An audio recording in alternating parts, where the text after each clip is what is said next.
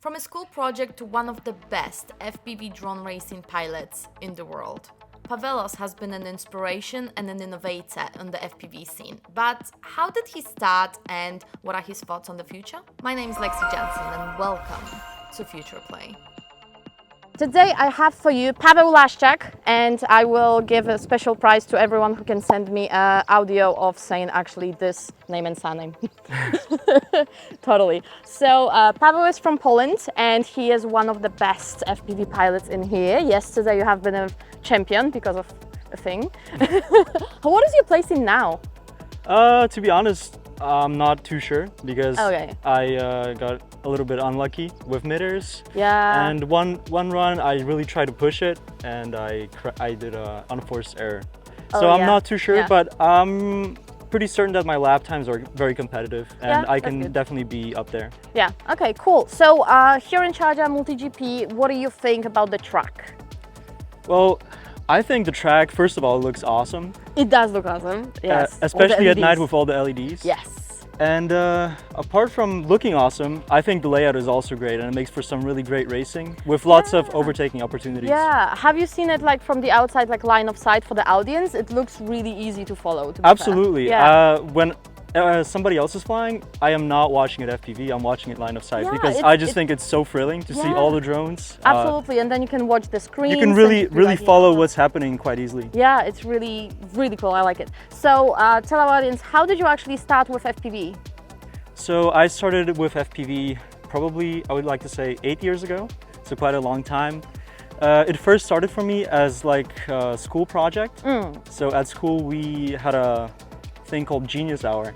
Genius Hour, Genius that Hour, sounds so cool. And it was pretty much an hour every week that we had to spend on a project that we were interested in. So I was doing some research, trying to get inspiration for what the project should be. And FPV drones popped up on my YouTube. And I just thought it was so cool and so thrilling. Looking at how the drones fly and looking at what the pilots see. So I thought, well, I gotta get into this. So that's how I started. Cool. Okay, I didn't know about it. How? What was like the whole learning curve for you? You were like, oh, I'm hooked. I'm gonna build one, or did you start with a simulate? I think liftoff was already there. Liftoff was already there. But when I was starting, I didn't know there was a thing as simulators. Okay, yeah. And you know, it was quite a long time ago, right? So simulators weren't as developed. No, they were kind of shitty. So when I first started, I just built a drone, tried to fly it, but it obviously didn't fly. Yeah. Because you know, electronics weren't as good, and I wasn't as bright as I am now. So what happened actually with my first drone was that I didn't know which way the props were supposed to spin. So I kept putting them in reverse. So instead of creating lift, it was creating what's it called? Drag. Yeah. So it was just getting into the ground, and I couldn't get it to fly for like the longest time. I was getting really demotivated. Yeah. But then I just kept researching, kept you know, grinding. Yeah. And I finally figured out that I gotta put the props in the correct direction.